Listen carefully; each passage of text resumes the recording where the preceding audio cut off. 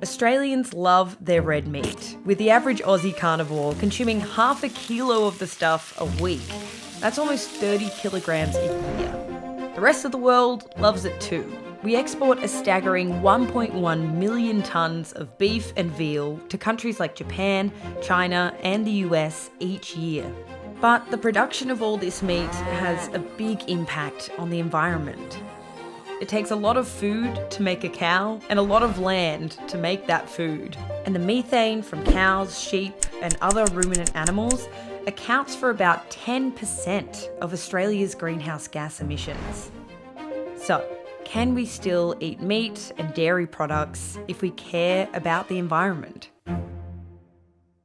All food production has a significant impact on the environment, but meat production in particular is of concern. The main source of impact on the environment is methane, which is a powerful greenhouse gas, and this is released through the digestive systems of these animals, basically through belching, through burps, and that contributes about 10% of all greenhouse gas emissions in Australia.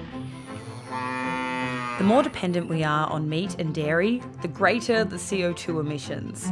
But experts say we don't need to cut out meat altogether if we care about the environment.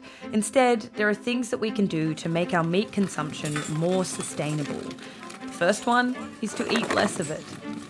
We do eat a very high meat diet. The average weekly consumption of red meat is particularly problematic in terms of the carbon emissions. I would say that the Eat Lancet diet that was released last year is a pretty good target to aspire towards. So that would still give you about 4 to 5 meals that are sort of animal protein based a week, and then the rest would be plant-based, and I guess that's still quite far for the average Australian to go, but it's an aspirational target that I think we need to be moving towards. So I don't think necessarily someone who eats meat is a hypocrite. It is a story of moderation and enjoying less but better.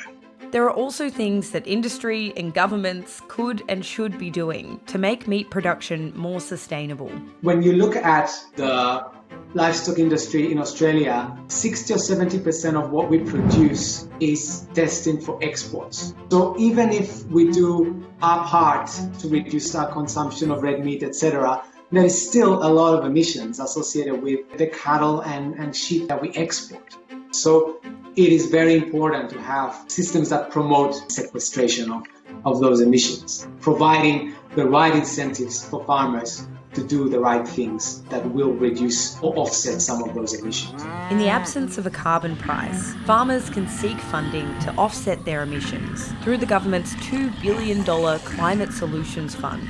And there is good work being done to bring these emissions down at the farm level, such as developing feed supplements that are able to reduce methane emissions while increasing productivity, or rotational grazing practices that lock in more carbon by promoting vegetation growth.